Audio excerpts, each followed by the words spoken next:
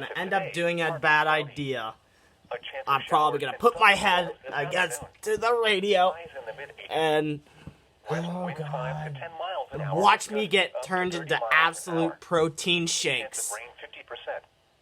For tonight, considerable cloudiness. Okay.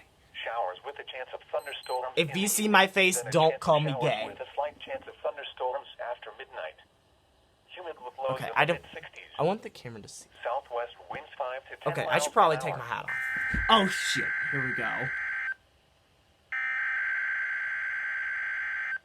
Oh no!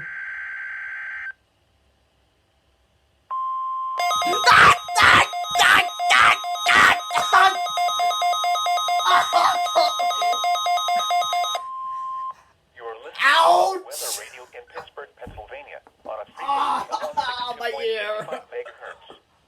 The preceding tone signals were a test of the device of this weather radio station.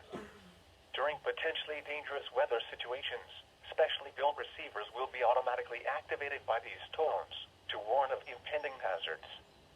Tests of these receivers are conducted by the National Weather Service between 11 a.m. and 12 noon on each Wednesday.